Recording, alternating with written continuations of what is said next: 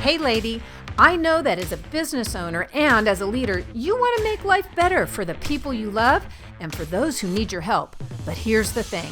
Business is a spiritual game. Leadership is a spiritual game. Empowerment is an inside job. And empires, well, they get built by careful design. And the problem is neither school nor family or even good old intuition teach you how to win the game. So twice a month or more on this podcast, we're teaching you how to become the architect of your business and how to develop that mindset that's necessary for you to execute on your dreams. Because ladies, mastery and mindset are the jet fuel you need to ignite your own on fire empire. Let's go.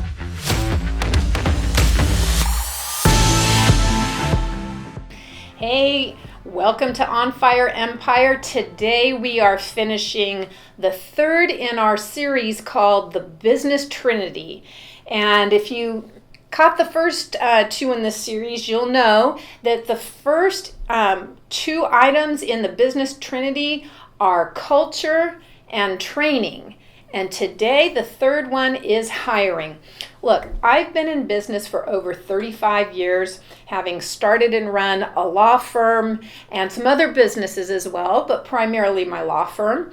And here's the thing, whenever there have been some issues, some significant trouble, I can tie every single one of those things back to one of those three things in the Business Trinity, either a failure or a lack of definition of good culture in the business.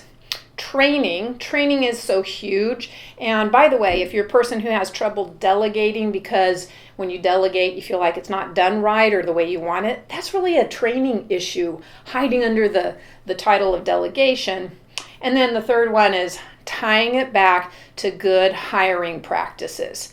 Same thing with my practice as a lawyer and being a business lawyer, helping people out, giving them advice and dealing with lawsuits that have arisen out of litigation in their business, or even in the family law side of things where folks have businesses that they're running, absent or notwithstanding a marriage falling apart in the middle of that. Most of what is tied to their business issues come back to one of the three in the Trinity: culture, training, and hiring. So let's dive in today to hiring. And I want to share with you three key principles that you want to consider as you go about hiring, because if you don't get hiring right, and really all three of these in the Business Trinity, here's the thing. These are foundational issues. These are the foundations that you're building your business house on. And so if the foundation is cracked, it's uneven, it's not solid, everything else stands to crumble, and it makes it really hard to be successful. So I don't want you to fail. I want you to get it right and really experience some success here. So here are three critical components that I've seen over 35 years in practice, and honing this, boy, did this take a long time. So I don't have all the answers, but I will tell you that we've seen a lot of these problems, and these things, it just takes time to learn. So my gift to you today is sharing those things that are tried and true that we've learned over time. And these are some things that I share in my foundations class called the Success Lab, which is all about building good business foundations for the entrepreneur, new business owner, and those who are in the growth mode. So let's first talk about those three critical components of hiring high performance employees. And then I'll share with you that process that we've honed over the years and developed in our law practice and our secondary businesses that have really helped us hire some amazing team members and supported a growth and successful business that we have.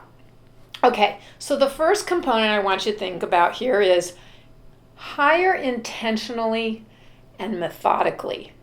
So we've got a saying around our office, and you probably heard it before in other businesses: slow to hire, quick to fire.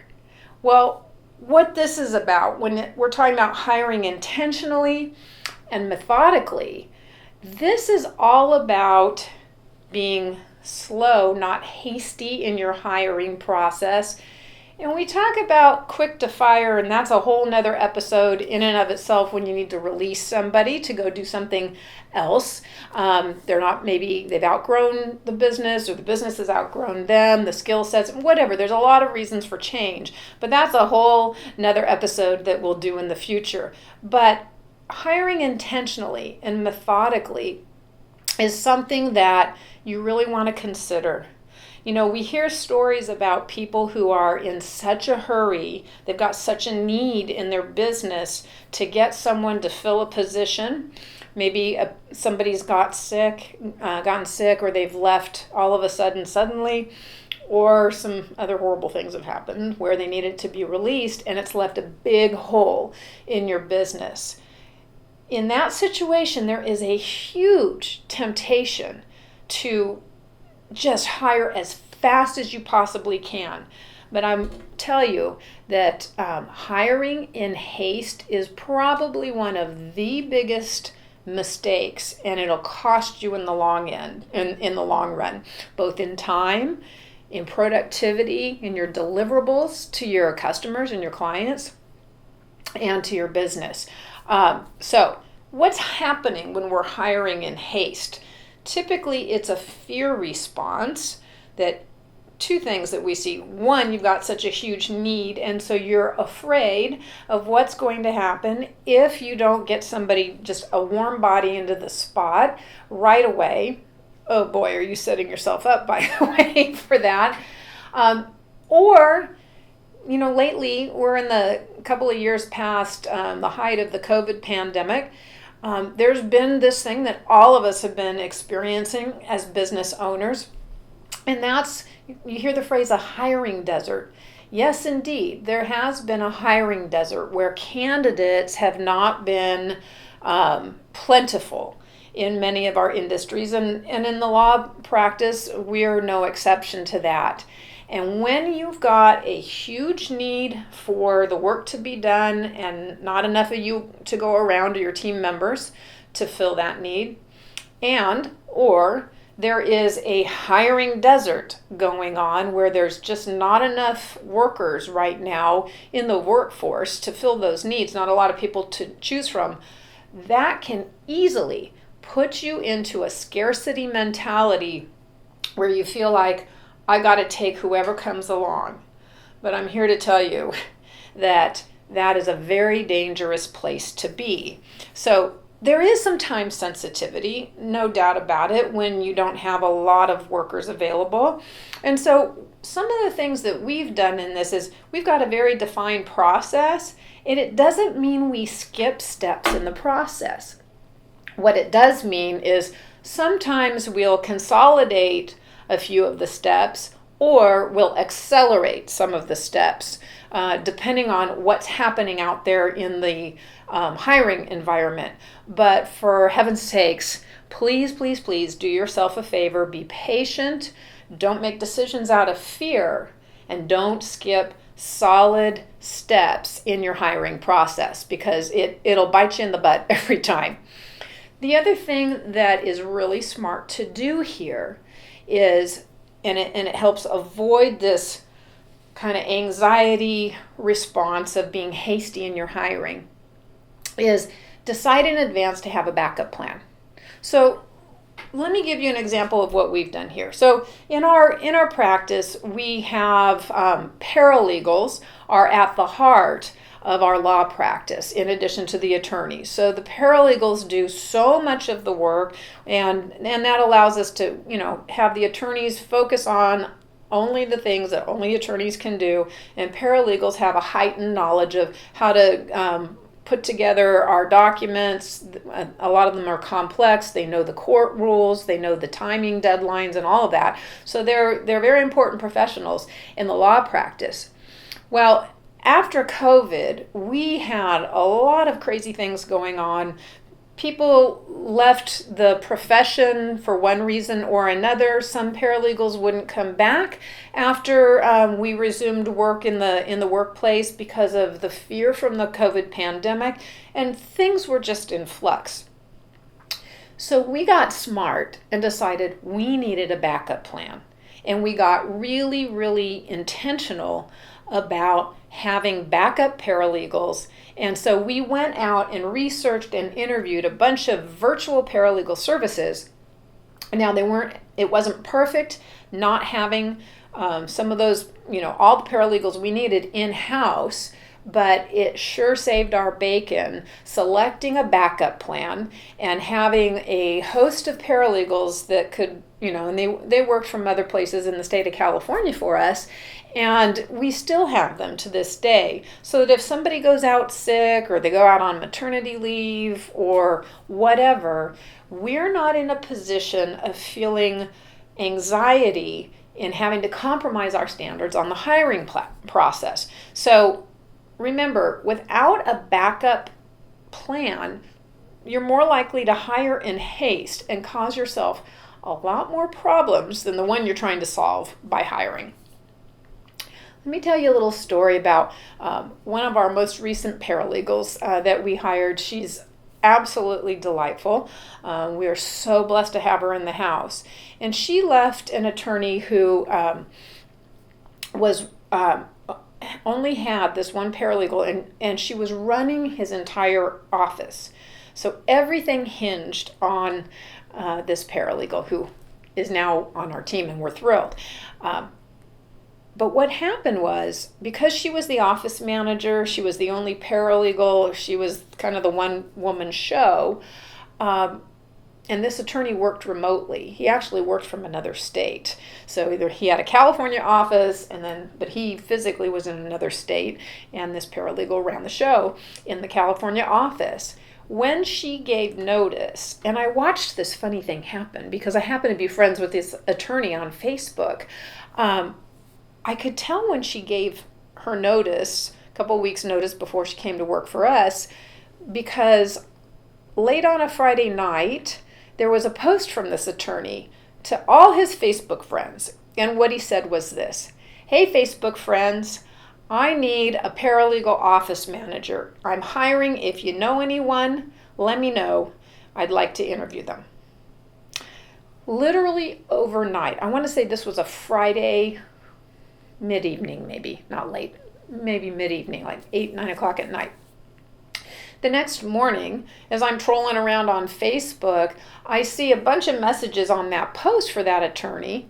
And these were friends and family members saying, "Hey, I know of somebody," and putting a bunch of names out. And literally by 10 o'clock in the morning or so on Saturday morning, he posted and said, "Never mind, I filled the position." Literally overnight, I filled the position. Well, I don't know how that turned out, but I have a really good idea. That was an example of hiring in haste. In fact, my paralegal, who shared with me, I asked her about that, and she shared, yes, this was someone who was a friend of a friend that was hired, and this gal who's now our paralegal set out to train this person. Turns out this person hired for this very important role had no legal background, had no law office training whatsoever, and as she was being coached by our paralegal who was leaving, this gal was panicking. Absolutely panicking, realizing that this was a lot more than she bargained for. So I'm not sure how that's panned out for this colleague of mine in the law, but I can tell you, I guarantee you that has cost a lot of time and money and probably some significant mistakes by hiring someone in haste who wasn't qualified and really could not possibly have been a perfect culture match, among other things, for that law firm. Okay, consideration number 2. Hire for culture and for your whys of your business. So what do I mean by this? Well, remember, and if you haven't listened to the first episode in the Business Trinity, please go back and listen to it on culture. You'll thank me later for it. But remember what we talked about when it came to developing and defining what culture do you want for your business? What do you want your team to look like? What are their core values? What's the overall purpose? That's the whys, your mission, if you will, or your overall broad outcomes. Why are you in business? What do you aim to do, right? So you want to hire for your culture and your whys. So how you do this is it starts with your job description. So before you go out and post anything on any one of the, job sites out there online, be really mindful about that and your culture. And I want to encourage you to bake it in to your job description. Talk about what the culture is like at your office, at your business, and that you're looking for someone who this is important to them, these are their values, that sort of thing. So talk about your culture. Also talk about, in that job description, your whys. What are the results that you expect for somebody in that position and your team overall? Be sure that it's not just a vision, this is the actual results that you are looking for in the day-to-day, why you guys are in business. So put that in your job description. Now, as you go through your job description, you want to be positive. I've seen some folks try to do this, but it's come out in their job descriptions as really negative. And you don't need to be negative about it. It can be positive and upbeat, but it does need to be direct. And it does need to be blunt without being, I've seen some things where it's, hey, if you're not interested in being to work on time and being pleasant and you don't care about people, well, you don't need to apply. You don't need to do that. I mean, unless that's your culture, I suppose, but I can't imagine. I've seen that before. And it's like job listings, sometimes it seems like the employers are trying to scare people away. You don't have to go down that road of being negative and insulting in your job descriptions, but you do want to really bake that culture in, be very direct about what's important to you. And it's okay to say in your job description, without being nasty, hey, we're not for everybody. We get it. There's a place for everybody out there. Here's our culture. Here's what's important. If you're a person who values blah, blah, blah, blah, blah, whatever it is, and your mission, you're starting off and pre-framing from the very beginning the type of people you want to hire and that you are hiring for your culture, and you're defining your whys. Okay, so the third consideration when you're aiming to hire peak performers for your team is planning, really. It's all about process. Develop a hiring process. This is so key to your business. You cannot afford to wing it. You got to start somewhere. It doesn't have to be some big elaborate process. Our process is pretty well defined because it's been honed over time. But the point is, you just want to start somewhere. Start simple if you don't have a defined process, but start with one and document it. As you document that process, you're going to tweak it as you go along. You'll find things that don't work, but make sure that as you develop that process, you and all the other team members who are part of that process are trained on it, and everyone follows it every time. Okay? So there's no winging it when it comes to hiring if you really want to hire peak performers. So we talked just a moment about hiring for culture and for whys, and bake that into your job listing. That job listing is all about pre-framing here. And so as part of that hiring process that you're going to develop, you want to pre-frame the process and those expectations of your team members in the listing, including a probationary period. Now, when I was new to running my own business, and here's the thing, They teach us all kinds of things in law school. They teach us how to try cases, if we take trial practice, which we all did. They teach us how to do legal research, how to analyze and understand the law, and how to do some pretty significant, important jobs that really affect people's lives. They did not teach us in law school how to run a business, which includes hiring and all these other things. So probationary periods, I didn't really understand when I first started growing my business how important this was. I have come to understand over the years that being really clear about everybody who comes in as a new employee is on a 90-day probationary period. You don't have to do 90 days. You can make it shorter. I wouldn't recommend it. Or a little bit longer. Sometimes you might need something that's a little bit longer. But think of hiring as like dating. You know, everybody puts on their Sunday best, is on their best behavior. They're charming. They're engaging. All of these things. And then they come to work for you. And after a while, the shine and the polish kind of starts to fade a little bit and rub off. 90 days even, you're really not going to know if somebody is truly a good fit until they've been with you for a while, even if they check all the boxes. So a 90-day probationary period is really important.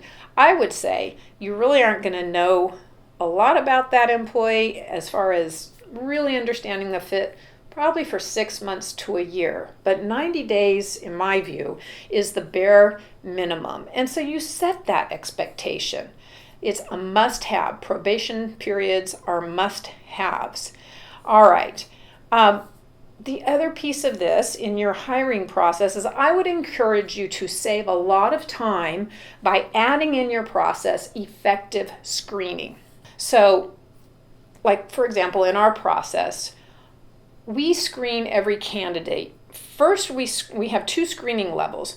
One is through an automatic screening that's automated through the listing, and I'll share that a little more when I get into our processes that we use. And then we also screen. I have an assistant who, once they pass that initial screening process, she then screens through some video interviews before it even makes it to those who are related to the true decision-making process. So you save a lot of time. Don't just, if someone looks great on paper, don't just interview them right off the top. You know, somebody can look one way on paper. In fact, we've had a few employees that were just superstars. They didn't look that great on paper. So you really can't tell. Don't interview everyone who looks good on paper. Put into place a reasonable pre-screening and screening process before you even get involved as the boss. And then once you develop a screening process, train your assistant on it. Maybe you don't have an assistant yet. That's okay. You'll have to, do those things yourself. But if you do have an assistant or somebody who is capable, maybe you bring someone in to do some of this, save yourself some time so you can continue to be the CEO or the boss of your business, and train them on this pre-screening process. That's going to save you a lot of time as you really narrow down the people who should have your time and attention on the interview process. Next, as you're developing your hiring process and your system, sit down for a minute and decide for the roles you're hiring for, whose input is needed during the interview process.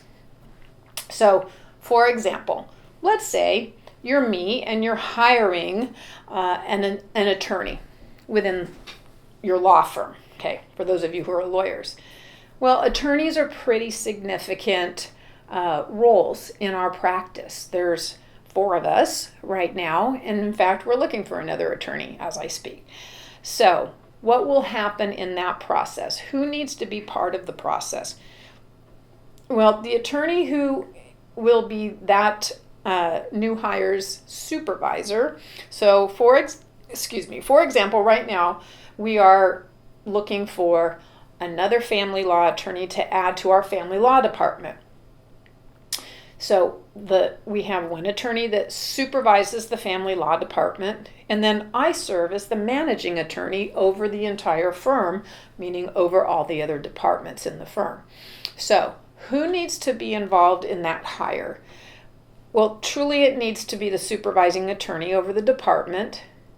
And then it also at some point needs to be me as the managing attorney giving the final green light to that person. So you want to identify who needs to be involved. I suggest you don't have more than one or two, but who needs to be involved in that approval process, in that interviewing process. So ID the interviewers at the different levels. Now, so let me go back to our family law attorney candidate, for example. So in our process, after a few candidates are screened and green lighted for interviews, the supervising attorney is going to conduct one or two, the first level interviews. If that candidate then passes those phases of the hiring process, I will typically come in at the last and final interview along with the supervising attorney. So I don't spend a whole lot of time in the lower level screening process and interviews because there's a great deal in our process that weeds people out. It's very rare that it'll get to me in the final step and it'll be a no. It happens from time to time, but that's how that happens. Okay, and then also identify for the candidate you're hiring, what is it you need to know? What do you need to know about that person? And then how will you get the information for that role? So perhaps there are some surveys, some personality assessments, some skills testing. You know, when we hire paralegals and attorneys, once they get to a certain level, if they get into the live interview phase, they are going to be given some on-site skills testing as part of the interview process because we need to know they can do the job, that they have the skills to do the job. Clearly, you certainly don't want an attorney or a paralegal working on your case that can't string a sentence together and doesn't know the rules of the road. So what do you need to know? So in order to get some of that information, you need to know, I would recommend that you look at tools like surveys and personality assessments. We write our own survey. We've got a couple of them. And then we also use a couple of personality assessments and then some skills testing. So what do you need to know and what tools will help you get that information? How about reference checks? You probably need to know really what kind of person this is. Again, they're only going to give you references that give them glowing references, but make sure that you do check your references because there's probably some really important information you need to know. And as you talk to people and just have some good conversations with references, there's some information you're going to get, some nuances about this person that you're interviewing. And then background checks. Don't be afraid to do background checks. It's not that expensive and it can pay off. Credit checks and background checks. All right, so what information do you need to know? So, in a nutshell, those are the three main considerations that I'd like to suggest for you as you set about to expand your business and hire. Lastly, I want to just run through and give you like a little peek into how we hire, what our hiring process is, just to maybe give you some ideas of what that looks like. It's not easy to get into our office, and it's designed that way on purpose because when you're hiring for a high performance team, it takes some real screening to weed out the wannabes, if you will, and up our chances of really just knocking it out for our clients and the reasons we're here. Okay, so here's what our process looks like in my business. First, we outline the job duties and the expected results, just like we talked about earlier on. Next, we write our job listings and bake in our culture and our whys every single time. The third step in our process is screening.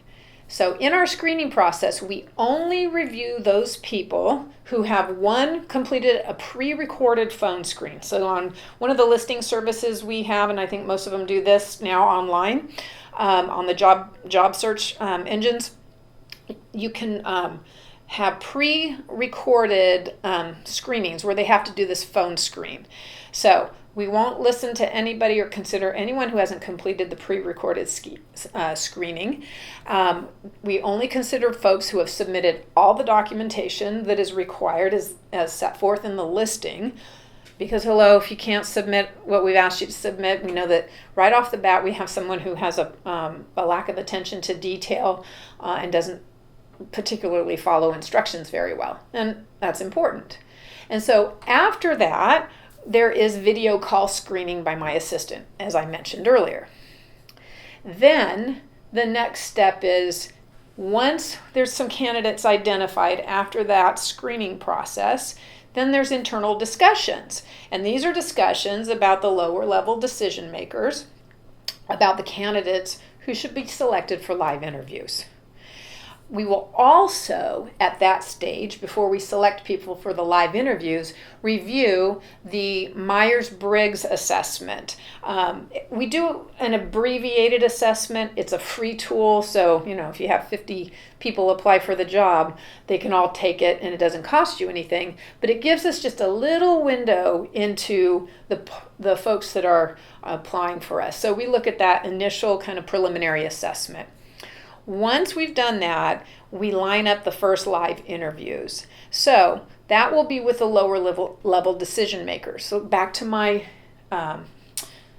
example. So let's say it's the supervising attorney of the family law department. So our assistant is going to line up those first level interviews with that supervising attorney, not with me as the final decision maker.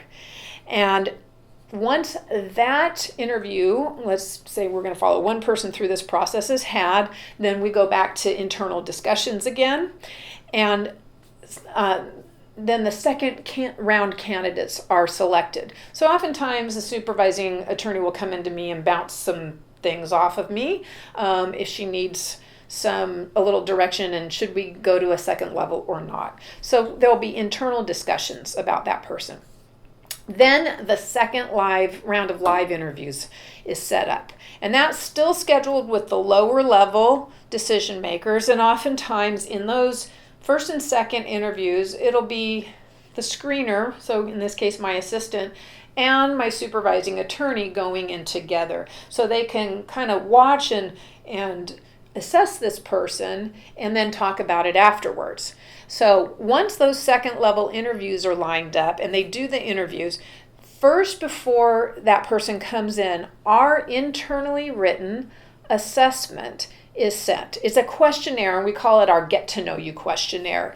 And it's sent to those second round candidates. And the questions we've designed really speak to adaptability and change, why questions, about our mission. And we don't come right out and say it, but they elicit insight as to what their cultural views are and world views are and what's important to them and whether they align with our mission, and more on our culture and our core values. So this is a very thoughtfully crafted questionnaire that is designed to tell us a little bit and give us a little more insight as to whether this person is a fit culturally, and also from the standpoint of, does their mission and their goals and why they do what they do in their profession align with ours. So after that second interview, we go back to more internal discussions. At that point, they're going to bring me into it and give me some feedback, bounce some ideas off of me about how those second round of interviews went. And then they're going to line up the last round of interviews. And so yes, in our practice, we do 3 rounds of interviews. 3 rounds.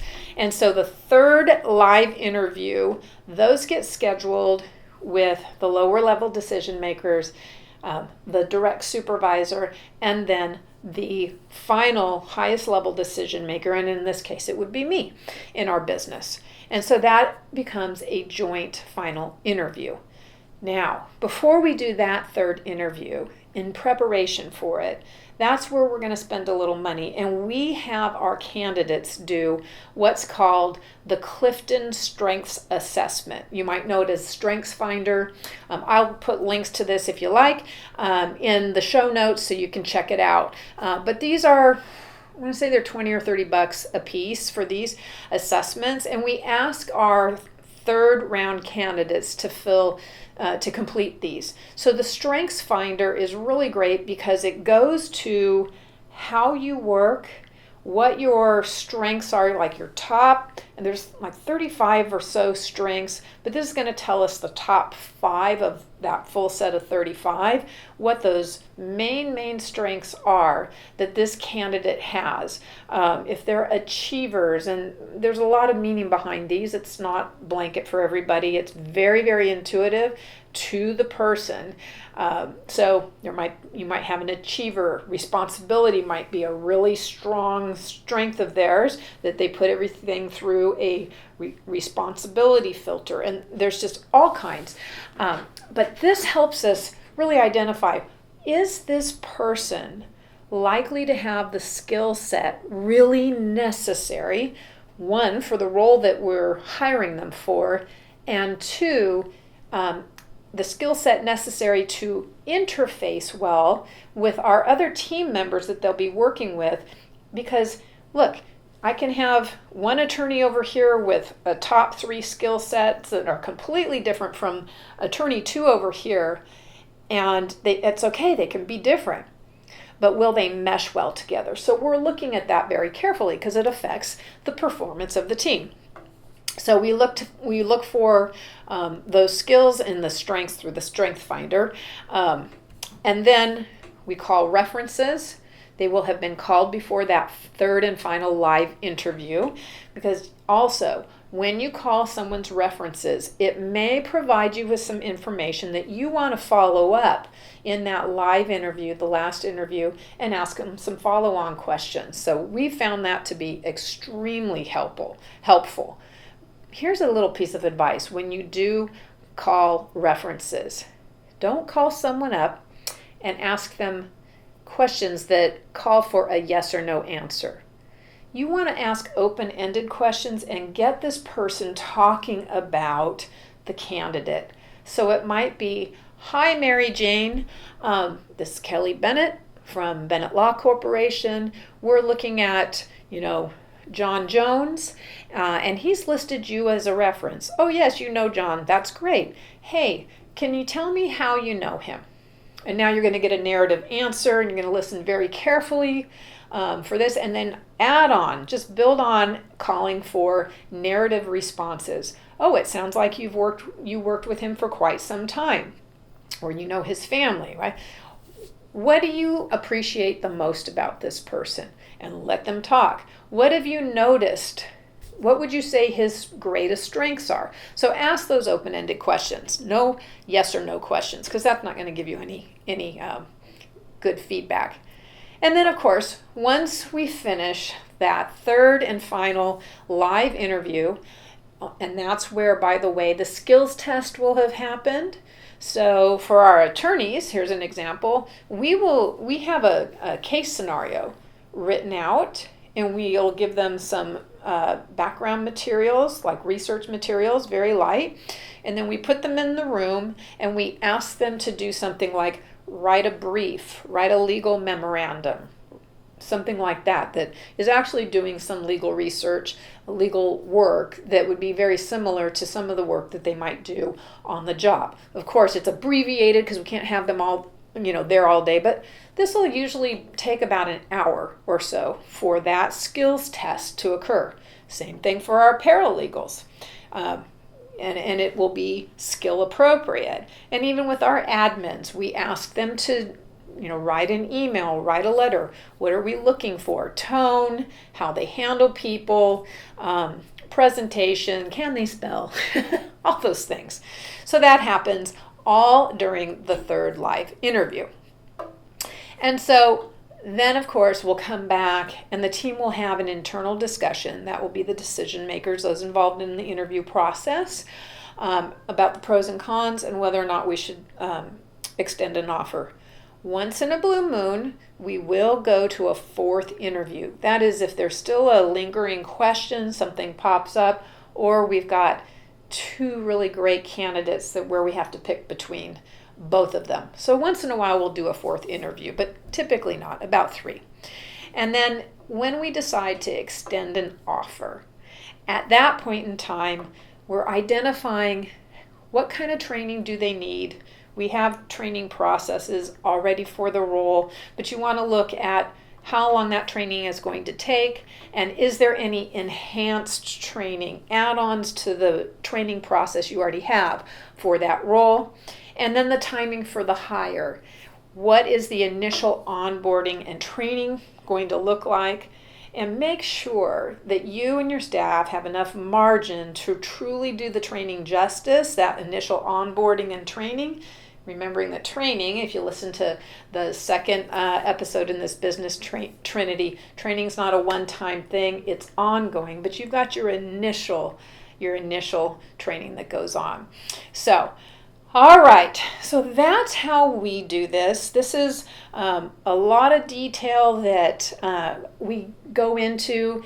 If you have the chance, we're going to start up a new session of the Success Lab in 2023. So listen for that on the podcast and some promos. You'll hear about that, and you may want to attend that live or digitally. But this is the kind of stuff that we go through in detail and give you samples and plug and play processes that you can use for yourself. So that's what ours looks like. Not one size fits all. Ours is pretty vigorous for good reason. But maybe that gives you some ideas of where to start, incorporate one or two of those processes. So now that we've gone through the hiring and talked about why that's so important and some ideas on how to do it, now it's time for you to take some action. So I want to give you a call to excellence here. In the next week or so, I want to encourage you, take 30 minutes, won't you? And do these couple of things. Very simple. First, write your job listing template. You may not be hiring right now. You may not know who you need to hire right now. And if you do, great, you've got a role in mind. But create a template that can apply to everybody in your business that you would hire by infusing it with your culture, what you're looking for in a person, and what that person, what's important to them, and talk about the culture of your business, and that you're looking for someone who these things are important to them. And infuse it with your whys. What are the overall results that you and your team strive for, why you're in business, what you believe? Okay, so write your job listing template. Second, outline a really simple process for hiring. How many interviews are you going to do? Please, please, please do not say, I'm not doing any interviews beyond one. I'm going to hire on the spot. That's just a setup for failure, I'm telling you. So how many interviews might you do? Are they all online? Are some like a combination of what we do, where we pre-screen and do video video, and then we do the in-depth interviews in person? What does that look like? What surveys might you use? There's a lot of tools out there for surveys and assessments. And who needs to be involved in that process? Try to make it so you're not involved in every single one, if you can. But you might be small enough to where you need to be involved for a while, and you'll get better at it. And as your team grows, you train others that can come alongside and help you. So keep it simple. And then last, figure out a backup plan, a plan B, for if you all of a sudden have a need, you can get the help you need without panicking and compromising on your hiring process. Is it a temp agency? Is it some kind of an outside contractor, someone who can work part-time when you call on them? maybe your plan B is I'm going to pause certain projects or not take on more work until I get this person hired. And maybe you've got family members who can help out. But get creative. There's all kinds of options. No option should be crazy when you're considering and brainstorming them. Brainstorm them all down and then pick one or two that are really viable and pursue those and get them in place, because you will feel much better if you have that plan B when the time comes for the need. All right, so I know that this has been a lot of information. We're going to summarize that for you in the show notes.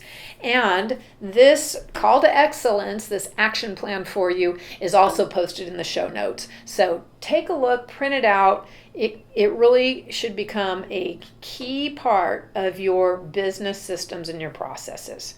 So before I go, hey, did you know that I often, during this show, will put on my business coaching hat and my CEO hat, my lawyer hat, and I answer your questions, any burning questions that you might have regarding business, the psychology of business, the mindset that you need to succeed as you lead your business in the community, right? And as you operate and expand and grow your business.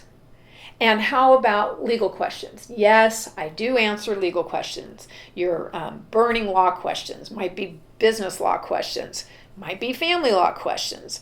Hey, family issues, divorce, custody, all those kinds of things, dealing with family disputes, those have a huge impact on our leadership and on operating a business. So if you've got questions like that, I want you to go ahead and ask them of me. You can call and let me know.